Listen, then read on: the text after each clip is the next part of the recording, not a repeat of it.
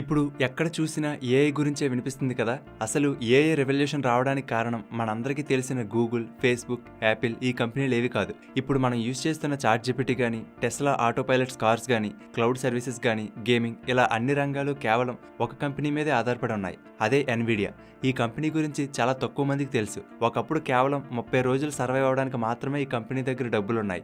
శాలరీలు ఇవ్వడానికి డబ్బులు లేక ఉద్యోగులను జాబ్ నుండి తీసేయాల్సి వచ్చింది. తయారు చేసిన ఫస్ట్ ప్రొడక్టే ఫెయిల్ అయిపోయింది. కానీ ఇప్పుడు 5 ట్రిలియన్ మార్క్ని క్రాస్ చేసిన ఒకే ఒక కంపెనీ ఇది. అంటే ఈ కంపెనీ విలువ మన రూపాయల్లో 4,43,00,00,000 కోట్లు. ప్రస్తుతం చూసుకుంటే ప్రపంచం మొత్తం మీద 195 దేశాలుంటే వాటిలో 191 దేశాల జీడిపి కన్నా ఎన్విడియా మార్కెట్ క్యాప్ అంటే ఈ కంపెనీ విలువ ఎక్కువ. అంటే అర్థం చేసుకోండి ఈ కంపెనీ ఎంత పెద్దదో. సో అసలు ఏంటి ఈ కంపెనీ? ఈ ఎన్విడియా ఎలా స్టార్ట్ అయింది? ఏ ప్రపంచాన్ని ఎలా డామినేట్ చేసింది?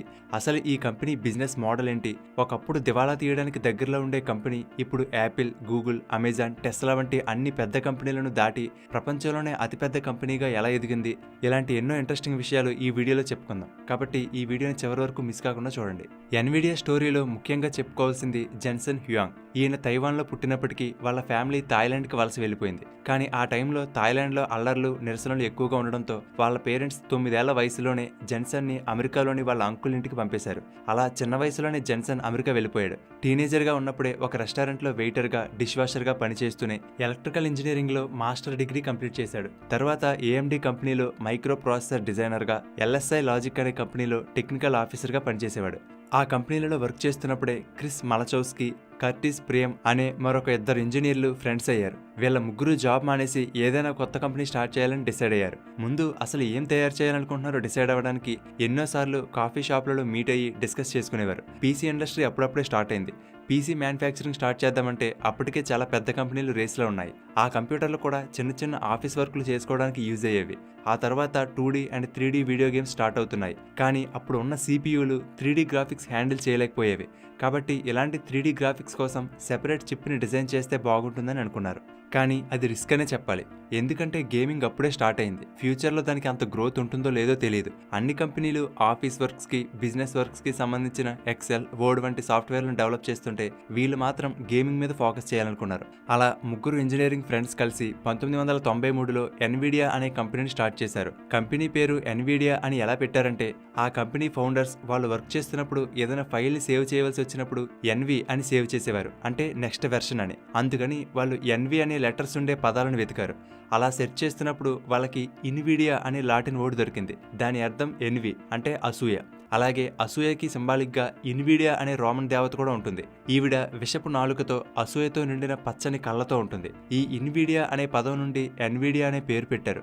అలాగే లోగో కూడా చూసుకుంటే గ్రీన్ కలర్లో ఉండే ఒక కన్ను బొమ్మలా ఉంటుంది. ఇదంతా ఎందుకంటే తాము తయారు చేసే చిప్ల యొక్క కంప్యూటింగ్ పవర్ను చూసి, వాళ్ళు డెవలప్ అవుతున్న స్పీడ్ని చూసి మొత్తం టెక్ ఇండస్ట్రీ జలస్గా ఫీల్ అవ్వాలి, అసూయపడాలని వాళ్ళు ఆ పేరు పెట్టారు. సరే, కంపెనీ అయితే స్టార్ట్ చేశారు, కానీ వర్క్ స్టార్ట్ అవ్వాలంటే ఫండింగ్ కావాలి కదా.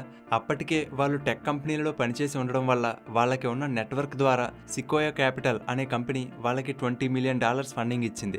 దానితో వాళ్ళు ఎంతో కష్టపడి 1995లో ఫస్ట్ ప్రొడక్ట్ NV1 అనే చిప్ని లాంచ్ చేశారు. ఈ NV1 చిప్ ఒక్కటే 2D and 3D graphics, sound, gaming, video processing ఇలా అన్నీ కంట్రోల్ చేయగలదు. సో ఈ ప్రొడక్ట్ ఖచ్చితంగా సక్సెస్ అవుతుంది అనుకున్నారు. కానీ ఇది టోటల్గా ఫెయిల్ అయింది. అసలు ఈ ప్రొడక్ట్ ఎందుకు ఫెయిల్ అయిందో తెలుసుకునే ముందు ఒక చిన్న విషయం. ఫ్రెండ్స్, మీరు ఫ్యూచర్ ప్రూఫ్తో ఒక కెరియర్ చూస్ చేసుకోవాలనుకుంటే కేవలం డేటా సైన్స్ మాత్రమే కాదు, ఏఐతో ఇంటిగ్రేట్ అయిన డేటా సైన్స్ 2.0 కావాలి. అదే ఎగ్జాక్ట్గా ఓడెన్ స్కూల్ యొక్క brand new data science course 2.0 with AI upgraded for 2026 industry డిమాండ్స్లో ఉంటుంది. ఇది ఇండస్ట్రీ ఎక్స్పర్ట్స్తో డిజైన్ చేయబడిన కంప్లీట్ జాబ్ ఓరియంటెడ్ కోర్స్. అంతేకాదు, ప్రెస్టీజియస్ యూనివర్సిటీ నుండి డిప్లొమా కూడా వస్తుంది. అదే కాకుండా దీనిలో మీకు live classes, hand on projects, real world case studies ఉంటాయి. ఈ కోర్సులో power BI, Copilot, Python, Pandas వంటి ఏఐ టూల్స్ ని వాడి డేటా అనాలిసిస్ స్మార్ట్ గా, ఫాస్ట్ గా, ఎఫెక్టివ్ గా ఎలా చేయొచ్చో నేర్పిస్తారు. ఇవే కాకుండా career guidance, resume help, mock interviews, direct placement support కూడా లభిస్తుంది. Swiggy, phone pay, Flipkart, axis వంటి ఎన్నో కంపెనీలు ప్రతి నెల హైరింగ్ స్ప్రింట్స్ కండక్ట్ చేస్తున్నాయి. ఎగ్జాంపుల్ కి ప్రియేష్ అనే ఇతను కంప్యూటర్ ఆపరేటర్ నుండి స్విగ్గీలో డేటా అనలిస్ట్ రోల్ కి కెరియర్ చేంజ్ అయ్యారు. ఇలా ఇప్పటికే ఓడిన్ స్కూల్స్ ఎర్లియర్ బ్యాచెస్ నుండి ఎంతో మంది యాక్సెంచర్, డెలాయిట్, TCS, EY వంటి కంపెనీల్లో ప్లేస్మెంట్ సంపాదించారు. నెక్స్ట్ బ్యాచ్ నవంబర్ 29న స్టార్ట్ అవబోతుంది. అంతేకాదు early bird offer, EMI option కూడా అవైలబుల్ గా ఉంది. సో ఇంట్రెస్ట్ ఉన్న వాళ్ళు వీడియోలో డిస్క్రిప్షన్లో ఉన్న లింక్ మీద క్లిక్ చేసి ఫామ్ ఫిల్ చేస్తే వాళ్ళే మీకు కాల్ చేసి గైడ్ చేస్తారు. ఇక టాపిక్లోకి వెళ్ళిపోతే ఎన్విడియా రిలీజ్ చేసిన NV1 చిప్ ఫెయిల్ అవ్వడానికి మెయిన్ కారణం అప్పటికే పీసీ మ్యానుఫ్యాక్చరింగ్లో టాప్లో ఉన్న మైక్రోసాఫ్ట్ వంటి మిగిలిన అన్ని కంపెనీలు తయారు చేసిన పీసీలు ట్రయాంగిల్ ప్రిమిటివ్స్కి ఆప్టిమైజ్ చేయబడి ఉండేవి. కానీ ఎన్విడియా లాంచ్ చేసిన NV1 చిప్ అనేది క్వాడ్రాటిక్ ప్రిమిటివ్స్ని మాత్రమే ప్రాసెస్ చేయడానికి ఆప్టిమైజ్ చేయబడింది. అసలు ఇవేంటో సింపుల్గా చెప్పుకుందాం. ప్రిమిటివ్ అంటే కంప్యూటర్ అన్ని రకాల షేప్లను మోడల్స్ని తయారు చేయడానికి యూజ్ చేసే ఒక బేసిక్ షేప్ని ప్రిమిటివ్ అంటారు. మనం చిన్న చిన్న లెగో బ్లాక్స్తో అన్ని రకాల పెద్ద పెద్ద మోడల్స్ని బిల్డ్ చేస్తాం కదా, అలా అన్నమాట. అప్పటికి మైక్రోసాఫ్ట్ వంటి కంపెనీలు ట్రయాంగిల్ ప్రిమిటివ్స్ యూజ్ చేసేవి. అంటే కంప్యూటర్లో ఉండే అన్ని 3D మోడల్స్ని, అంటే చెట్లు, మనుషులు, కార్స్, ఇలా అన్ని మోడల్స్ని చేయడానికి చిన్న చిన్న ట్రయాంగిల్ షేప్లను వాడతారు. స్క్వేర్ షేప్ రావాలంటే 2 ట్రయాంగిల్ కలిపితే స్క్వేర్ డిజైన్ చేయొచ్చు కదా, అలా ఏ డిజైన్ చేయాలన్నా ఈ ట్రయాంగిల్స్తోనే చేస్తారు. ఇది కలర్స్ వేయడానికి కానీ కంప్యూటర్ ప్రాసెస్ చేయడానికి కానీ ఈ ట్రయాంగిల్ ప్రిమిటివ్స్ ఈజీగా ఉంటుంది. కానీ ఈ డిజైన్లన్నీ చూడడానికి ఎటువంటి కర్వ్స్ లేకుండా బ్లాక్స్లా ఫ్లాట్గా ఉంటాయి. కానీ ఎన్విడియా డెవలప్ చేసిన క్వాడ్రాటిక్ ప్రిమిటివ్స్లో ఫ్లాట్గా కాకుండా కర్వ్డ్ సర్ఫేసెస్ ఉంటాయి. దీనిలో మ్యాథమెటికల్ ఈక్వేషన్స్ని యూజ్ చేసి స్పియర్, సిలిండర్ షేప్ వంటి స్మూత్ రౌండ్ షేప్స్ సర్ఫేసెస్ వచ్చేలా చేస్తారు. దీనిలో 3D అంతా స్మూత్గా రియలిస్టిక్గా ఉంటుంది. కానీ కంప్యూటర్లు వీటిని ఫాస్ట్గా ప్రాసెస్ చేయలేవు. అలాగే అప్పుడు ఉన్న మైక్రోసాఫ్ట్ పీసీలలో వర్క్ అవ్వాలంటే ఖచ్చితంగా ట్రయాంగిల్ ప్రిమిటివ్స్ని యూజ్ చేయాలి. ఈ కారణంగా ఎన్విడియా రిలీజ్ చేసిన NV1 చిప్ ఎందుకు పనికిరాకుండా పోయింది. 2,50,000 చిప్లను సెల్ చేయడానికి డిస్ట్రిబ్యూటర్స్కి పంపిస్తే వాటిలో 2,49,000 చిప్లు రిటర్న్ వచ్చేసాయి. అంటే దాదాపు కేవలం 1000 చిప్లు మాత్రమే సేల్ అయ్యాయి. అంతలా ఫెయిల్ అయింది. దీంతో అప్పటికే కాంట్రాక్ట్ కుదుర్చుకున్న కంపెనీలు కాంట్రాక్ట్ని క్యాన్సిల్ చేసుకున్నాయి. ఇక కంపెనీ దగ్గర ఉన్న ఫండ్ అంతా అయిపోయింది. జస్ట్ 1 మంత్ శాలరీ పే చేయడానికి మాత్రమే వాళ్ళ దగ్గర అమౌంట్ ఉంది. 80 మంది ఎంప్లాయీస్లో 40 మందిని జాబ్ నుండి తీసివేయాల్సి వచ్చింది. అలాంటి సమయంలో ఈ ఫెయిల్యూర్స్ నుండి నేర్చుకున్న దానితో మళ్ళీ కొత్తగా మరొక చిప్ని డిజైన్ చేయాలని డిసైడ్ అయ్యారు. ఈసారి మార్కెట్ అవసరాలకు తగ్గట్టుగా రేవా 128 అనే చిప్ని లాంచ్ చేశారు. ఇది కనుక ఫెయిల్ అయితే కంపెనీని క్లోజ్ చేసేయడమే. కానీ ఇది సూపర్ హిట్ అయిపోయింది. రిలీజ్ అయిన 4 నెలల్లోనే ఏకంగా 10 లక్షల యూనిట్స్ని అమ్మింది. ఈ చిప్ ద్వారా 2D, 3D గ్రాఫిక్స్లో తిరుగు లేకుండా నిలబడింది.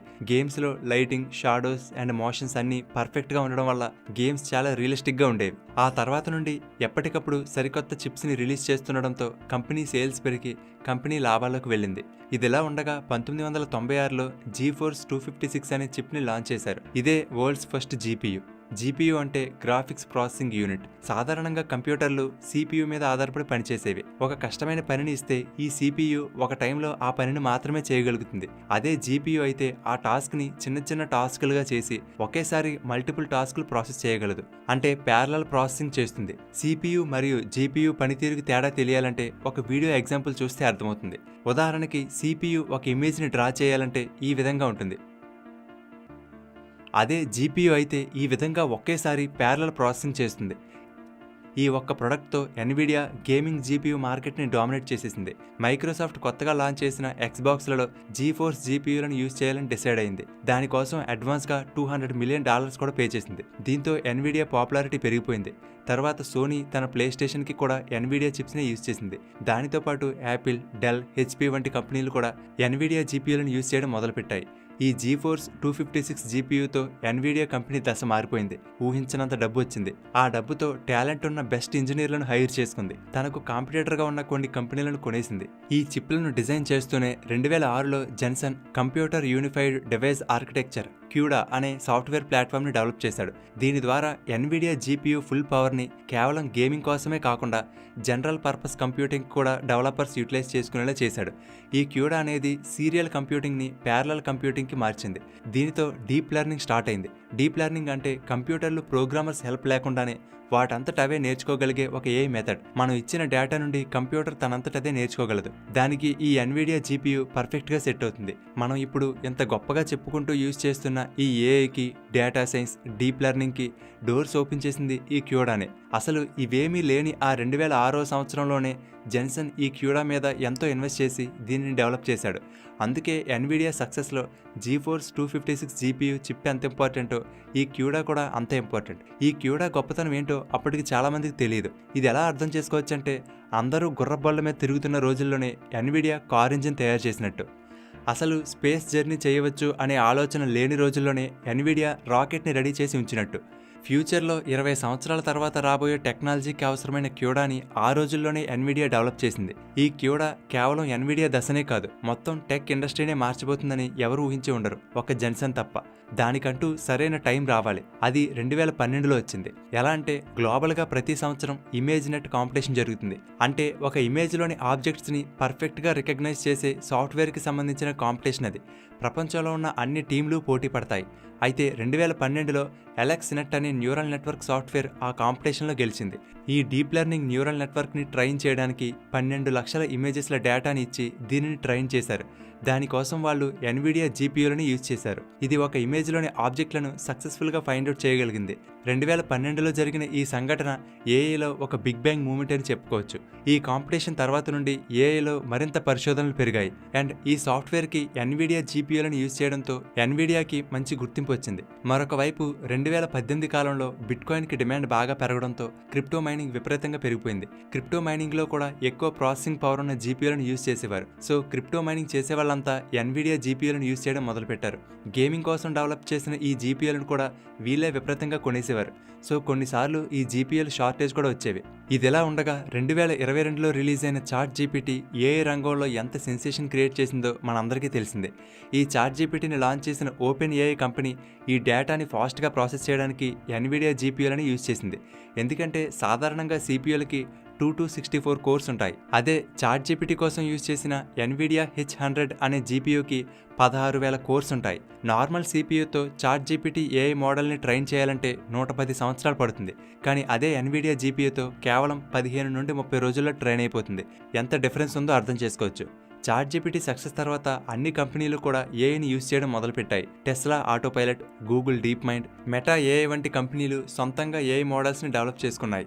దానికోసం ఎన్విడియా జీపీయూలని యూజ్ చేయడం మొదలుపెట్టాయి. దాంతో ఎన్విడియా జీపీయూలకు డిమాండ్ విపరీతంగా పెరిగిపోయింది. మరొక వైపు గూగుల్, మైక్రోసాఫ్ట్, అమెజాన్, ఒరాకిల్ వంటి కంపెనీలు వాటి డేటా సెంటర్లలో ఎన్విడియాకి చెందిన చిప్లని యూజ్ చేస్తున్నాయి. ఈ డేటా సెంటర్లలో యూజ్ చేసే రీసెంట్గా రిలీజ్ అయిన high and AI graphics processor single unit cost $40,000 ఉంటుంది. అంటే దాదాపుగా 35 లక్షలు. అదే ఫుల్ ర్యాక్ అయితే 8 కోట్లు, అదే ఫుల్ క్లస్టర్ అయితే 800 కోట్లు ఉంటుంది. ఇంత కాస్ట్ ఉన్నా సరే ఈ కంపెనీలన్నీ పోటీపడి మరీ వీటిని కొంటున్నాయి. వీటికి డిమాండ్ అంతలా ఉంది. ఎందుకంటే దీనికి వేరే ఆల్టర్నేటివ్ కూడా ఏమీ లేదు. ఏఎండి, ఇంటెల్ కంపెనీల చిప్పులు ఉన్న ఎన్విడియా పర్ఫార్మెన్స్కి మ్యాచ్ అవ్వలేకపోతున్నాయి. ఇలా AI, crypto mining, data centres అన్ని వైపుల నుండి ఎన్విడియా చిప్లకు డిమాండ్ పెరిగిపోవడంతో లాభాలు కూడా రోజురోజుకి పెరుగుతూ వచ్చాయి. అందుకే 2023 మే 30 నాటికి Apple, Microsoft, Amazon, alphabet, Tesla తర్వాత ప్రపంచంలో 1 ట్రిలియన్ మార్కుని చేరుకున్న 6వ కంపెనీగా ఎన్విడియా నిలిచింది. అంతేకాదు మళ్ళీ జస్ట్ 2 ఇయర్స్లో అక్టోబర్ 2025 నాటికి 5 ట్రిలియన్ మార్కెట్ వాల్యుయేషన్ కలిగిన కంపెనీగా నిలిచింది. ప్రపంచం మొత్తం మీద 5 ట్రిలియన్ మార్కుని చేరుకున్న ఫస్ట్ కంపెనీ ఎన్విడియానే. ఒక రకంగా చెప్పాలంటే Microsoft, Google, Amazon, Tesla, meta ఇలాంటి అన్ని పెద్ద కంపెనీలు కూడా ఎన్విడియా మీదే ఆధారపడి ఉన్నాయి. గ్లోబల్ ఏఐ చిప్ మార్కెట్లో 90% ఎన్విడియాదే.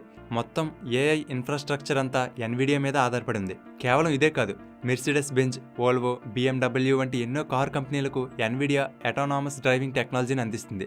Robotics, health care, quantum computing ఇలా అన్ని రంగాల్లోకి ఎన్విడియా ఎక్స్పాండ్ అవుతుంది. మరి ఎన్విడియా ఇంతలా సక్సెస్ అవడానికి కారణం జెన్సన్ ఫాలో అయిన కొన్ని స్ట్రాటజీలు. అవేంటంటే ఎన్విడియా కంపెనీ మొదటి నుండి కూడా చిప్స్ని డిజైన్ చేయడంలోనే ఉంది కానీ ఫిజికల్గా మ్యానుఫ్యాక్చరింగ్ చేయాలనుకోలేదు. దీనివల్ల కాస్ట్ చాలా తగ్గిపోతుంది. ఓన్లీ డిజైనింగ్ మీద మాత్రమే ఫోకస్ చేయడం వల్ల వాళ్ళకి ఉన్న అన్ని రీసోర్సెస్ని ఇన్నోవేషన్ మీద యూజ్ చేసింది. ఇక మ్యానుఫ్యాక్చరింగ్ కోసం TSMC అనే కంపెనీతో టైఅప్ అయింది. మొదటి నుండి కూడా ఎన్విడియా చిప్లను ఈ కంపెనీయే తయారు చేస్తుంది. నెక్స్ట్, కేవలం చిప్స్ని తయారు చేసి వదిలేయడం కాకుండా ఎన్విడియా ఎంటైర్ ఎకో సిస్టమ్ని బిల్డ్ చేసింది. Softwares, drivers, AI frameworks, developer tools ఇవన్నీ వాళ్ళ హార్డ్వేర్లో బెటర్గా వర్క్ అయ్యేలా డిజైన్ చేసుకుంది. అలాగే అందరూ ఈ రోజు కోసం ప్రొడక్ట్స్ బిల్డ్ చేస్తుంటే జెన్సన్ మాత్రం రాబోయే 10 ఇయర్స్కి కావాల్సిన ప్రొడక్ట్లను డిజైన్ చేస్తూ వచ్చాడు.